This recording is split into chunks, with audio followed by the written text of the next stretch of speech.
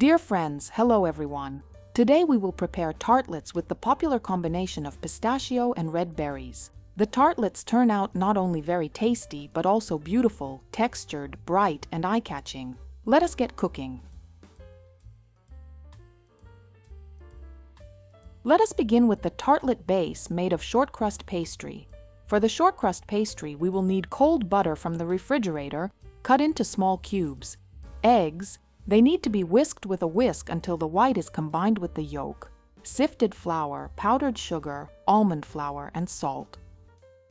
We combine all the dry ingredients. The sifted flour, to it we sift in the powdered sugar, add the almond flour, the salt, and mix well. I place the dry ingredients and the butter into the bowl, and for the short crust pastry, I will use the paddle attachment. We will mix until it reaches the texture of fine loose crumbs. This is the kind of crumb that should result in the end, fine, uniform, crumbly. There should be neither greasy traces of butter nor dry traces of flour left on your hands. Now we will add the cold eggs and bring the dough to a uniform dry ball and to the moment when it begins to pull away from the sides of the bowl. At this stage, we immediately stop kneading. With a few movements, we finish kneading the dough by hand. When working with short crust pastry, it is important to prevent it from warming up. I always monitor the temperature with a pyrometer and make sure it does not exceed 20, at most 22 degrees.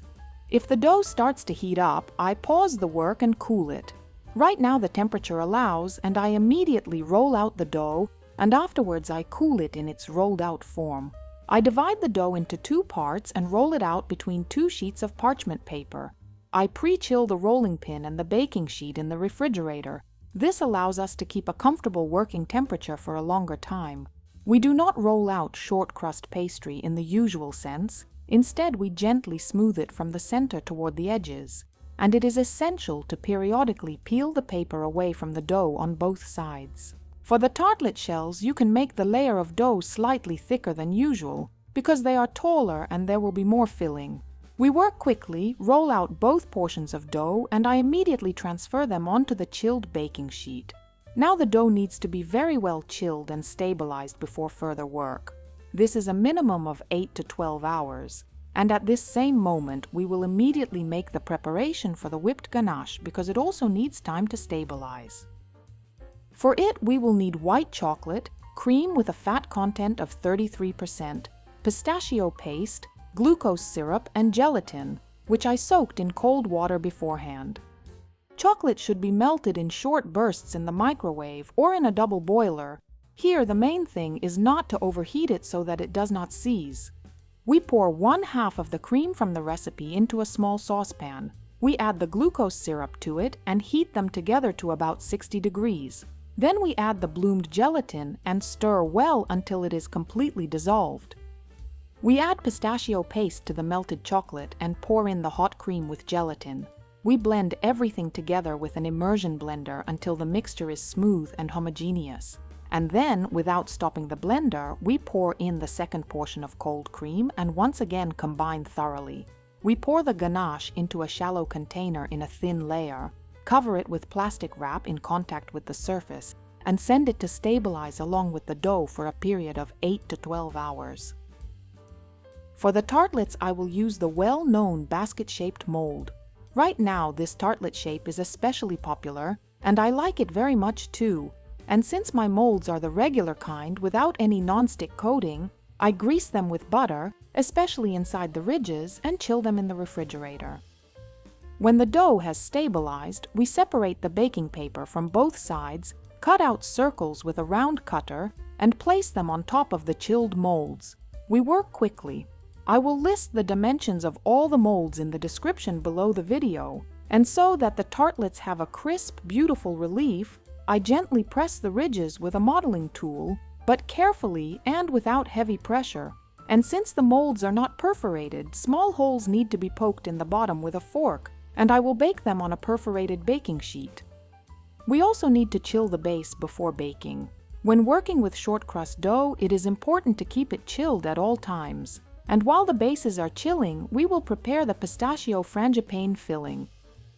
For it, we will need pomade butter, that is approximately between 14 and 16 degrees, pistachio flour, eggs also at room temperature, and sugar. The frangipane is made quickly and easily. We beat the butter together with the sugar, then add the egg and mix everything well once more. And finally, we add the pistachio flour and mix again. We end up with a very aromatic, smooth cream of a beautiful green shade. We transfer it to a pastry bag, and while the tartlets are baking, it will chill in the refrigerator. We bake the chilled shells at 160 degrees until they are lightly browned, intentionally leaving them a little underbaked. This is important because there will be a second baking stage with the frangipane, and we need some leeway so the tartlets do not burn. In my oven, they reach the desired degree of doneness in about 15 minutes. We let the shells cool a bit and then remove them from the molds. Most of them release from the molds easily on their own, but if any refuse to come off, simply push the mold out from the inside gently, and everything releases perfectly. The shells turn out very beautiful. We let them cool completely and then fill them with pistachio frangipane. No more than halfway because the frangipane rises well. I also decided to place pieces of strawberry inside the frangipane. I wanted to make the cut prettier, but in practice the strawberry released extra moisture and the cut became, on the contrary, less expressive, so you can safely skip this step. We finish baking the tartlets with frangipane for approximately 10 to 12 more minutes, judging readiness by it. Its surface will turn matte, will firm up slightly, and will stop looking wet. And before filling the tartlets with the berry filling, they must cool completely. And then we move on to preparing the filling. For it, we will need red berry puree. In my case, it is a mix of raspberries and wild strawberries. Instead of wild strawberries, ordinary strawberries will work. We will also need sugar, cornstarch, lemon juice, and gelatin, pre-soaked in cold water. We mix the cornstarch with the sugar, pour the berry puree into a saucepan, and whisking, gradually add the sugar with the cornstarch. We mix thoroughly and set the pan on the stove and stirring constantly. Bring the mixture to a boil. Then we cook it for about 1.5 minutes. The mixture will thicken and develop a rich color. We remove it from the stove, add the bloomed gelatin, and stir thoroughly until it is completely dissolved. And then we add the lemon juice and stir once more. We pour the filling into a convenient cup and fill the chilled tartlets. When filling, we do not go quite up to the edges and help the filling distribute evenly by hand. We place the tartlets in the refrigerator. The filling sets fairly quickly in a few hours. After the filling has stabilized, we move on to the final stage of our tartlets, the whipped ganache. It has cooled well, and now it has a very delicate, smooth texture. We transfer it to the bowl of the mixer and whip until it reaches a stable yet soft and pliable consistency. Here it is important not to overwhip it so that it does not lose its delicacy. This is how it should turn out.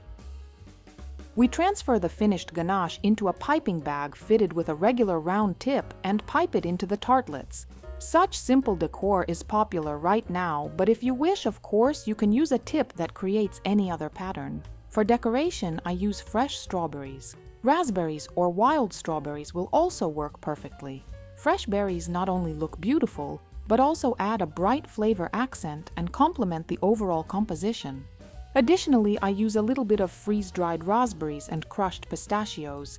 The main thing here is not to overdo it. The decoration should be light and neat.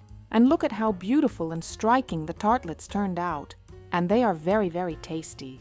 The very pairing of pistachios with berries is a sure win in both flavors and textures. Friends, I hope that you are inspired and you will want to try this recipe. It is worth it, and that is all from me. I, as always, thank all of you for your attention. See you in new videos. Bye-bye.